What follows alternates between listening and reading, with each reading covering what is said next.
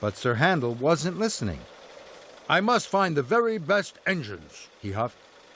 Wait here. Then Sir Handel found Duncan and Peter Sam.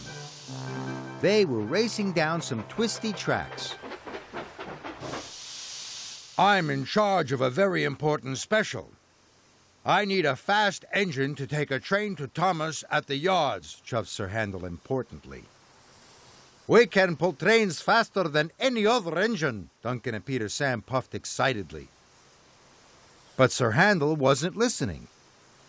I must find the very best engines, Sir Handel steamed snootily. You must wait here. So the little engines pulled into a siding. Sir Handel felt more important than ever. Then there was trouble. Sir Handel arrived back at the transfer yards. Thomas had already arrived to collect the special. "Where's my train?" tooted Thomas. "Bust my buffers," cried Sir Handel. Sir Handel had spent so long looking for the very best engines, nothing had been done.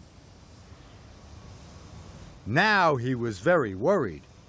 "Your special isn't ready," he wheezed sadly to Thomas. Thomas was surprised. "Can you find engines to start work right away?" he tooted. "Then I can still deliver the special on time." This time Sir Handel was listening, very carefully.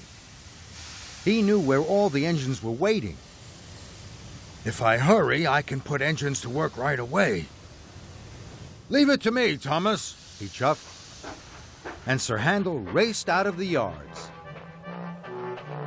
Sir Handel steamed over to Duncan and Peter Sam. "Can you work on my special?" he asked. "We can pull the train along the twisty tracks to the forest," peeped Peter Sam. "Faster than anyone," added Duncan.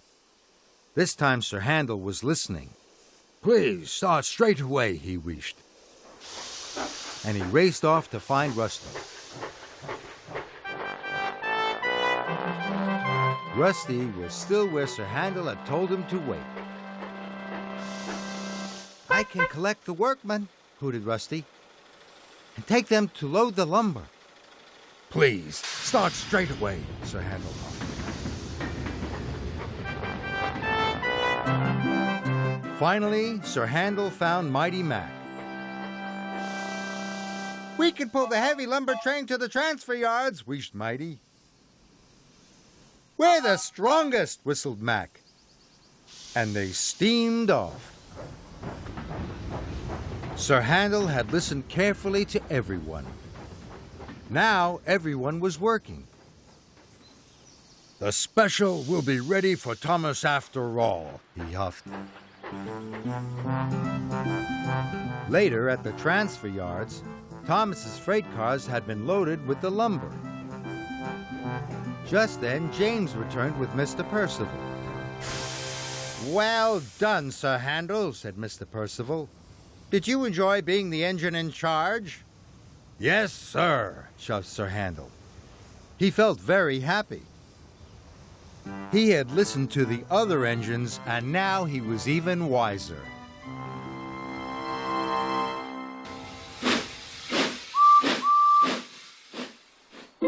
Here are some dots. If we join the dots, we will see one of the engines on Sir Topham Hatt's railway. I wonder which engine it is. Let's join the dots and find out. Here we go. Around the tender and the cab, there's the dome and a very tall funnel. Can you tell who it is yet? Around the buffers and the wheels, they are very big wheels.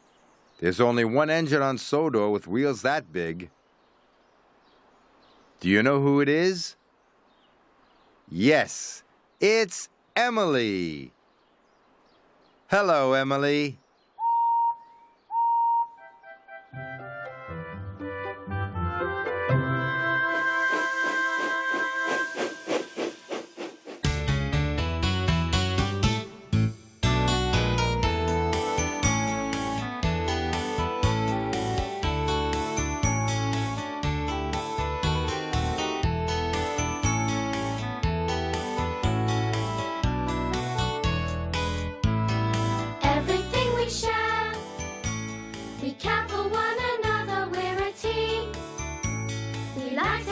each other, we all know.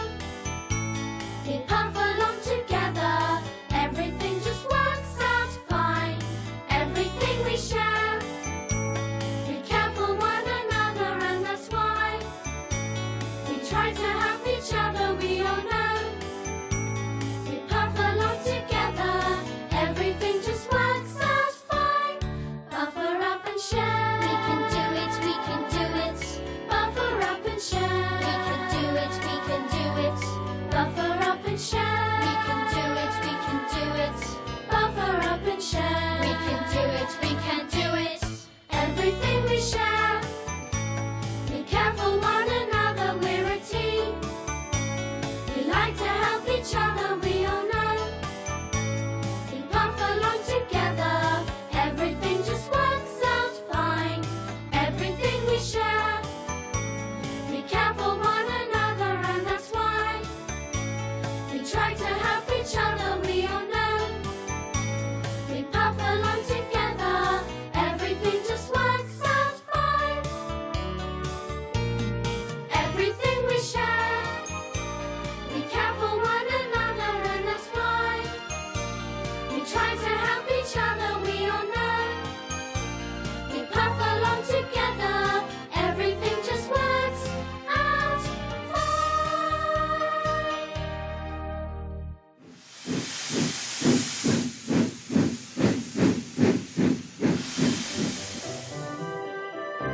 The island of Sodor is a wonderful place. There are lots and lots of engines. Who's that puffing along the track? It's Thomas! Thomas is a bright blue tank engine with red stripes.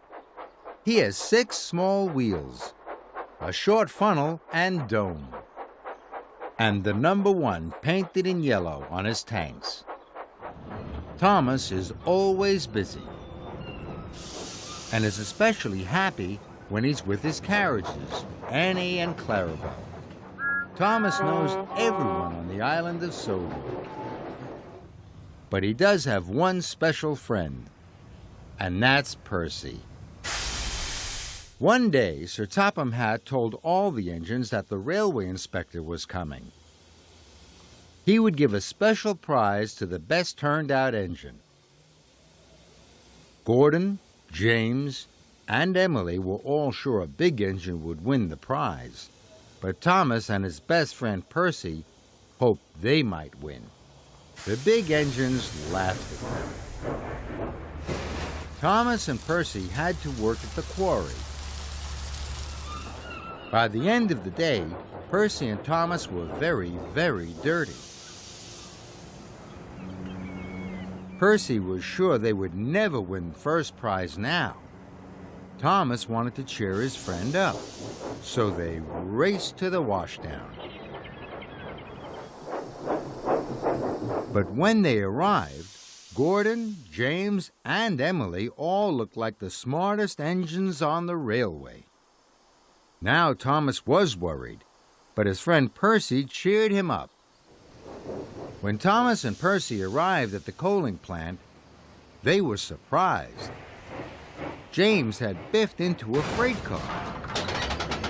Now all the big engines, Sir Topham Hatt and the inspector were covered in coal dust. But not Thomas and Percy. They won first prize, and each had a ribbon. Thomas knew he couldn't have done it without his friend Percy. Sometimes you need to rely on your friends. One day, Thomas was picking up telephone engineers. They were to mend the telephone poles. A great storm had blown them down. Then Thomas saw something wonderful. Edward told him about an old story. It said that there was something magical at the end of a rainbow. Thomas huffed and puffed all over the island. He was looking for the end of the rainbow. Thomas was so busy, he didn't have time to say hello to his friends. And he didn't have time to help his friend. Then there was trouble.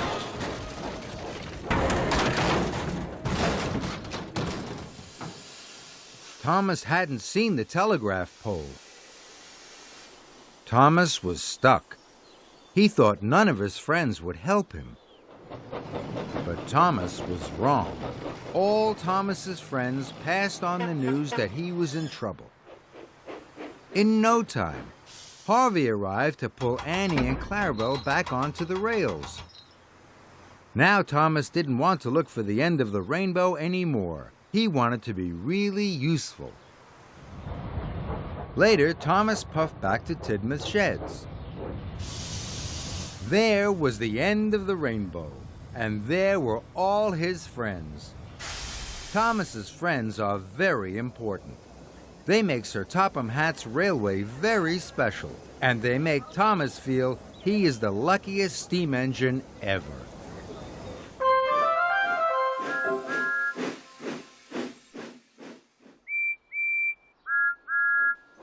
Sir Topham Hatt has sent Percy and Thomas to collect some freight cars. How many freight cars are there? 1, 2, 3, 4, 5, 6. There are 6 freight cars. How many freight cars should Thomas and Percy each pull? Thomas takes 5 freight cars.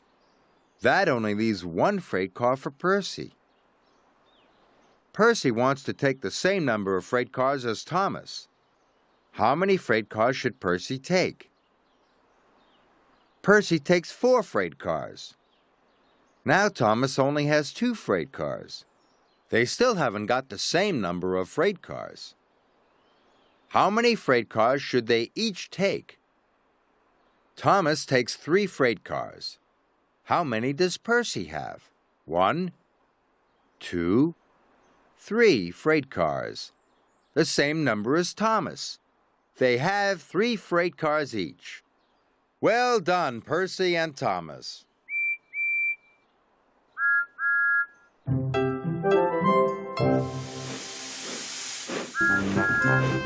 Wash behind your buffers. Up in the mountains, there are many railway tracks that the little narrow gauge engines run on. There are also many roads. Madge is a snub-nosed truck. She drives around the mountains and valleys, making deliveries to the villages. Madge likes all the narrow gauge engines. Madge is very kind. She likes to take care of everyone she meets. One morning, Mr. Percival, the narrow gauge controller, came to see Madge. "There is to be a county fair and engine parade," he said, "and Rheneas and Skarloey are to lead the parade." "How wonderful," said Madge. "The engines must be extra clean and shiny. I need you to take them some soap and brushes." "Of course," smiled Madge. "I'll deliver them right away." "And make sure you're back in plenty of time," added Mr. Percival. "You have a very important job. You are to pull the brass band. You need to be clean, too." "How exciting!" exclaimed Madge. "I'll be the cleanest truck you have ever seen." Madge was very proud. "This will be the grandest county fair and engine parade ever," she smiled. There was a lot to do. First, Madge went to see Rheneas. Rheneas had been working at the coal mine. He was very dirty, but soon he was being washed and scrubbed for the county fair. Madge watched. She had to make sure Rheneas was extra clean and extra shiny for the engine parade. "Get the engineer to scrub all the way around your number and nameplate," Madge told Rheneas. Madge made sure his whistle was washed and his boiler bands were buffed. "There," Madge exclaimed. "Now you're ready for the engine parade. And wash behind your buffers," she called as she drove away. Madge still had a lot to do. But now Madge was late. She had to hurry. She drove faster and faster. The mountain roads were very dirty.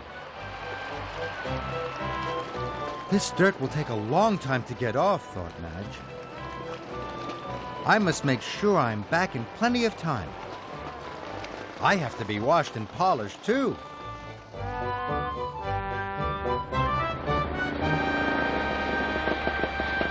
But when Madge arrived at the quarry, Skarloey was very dirty. Goodness, said Madge, you're a real messy buffers. We're going to have to work very hard to make sure you're extra clean for the engine parade. Soon, Skarloey was covered in bubbles. Madge waited. She wanted to make sure he would be extra shiny.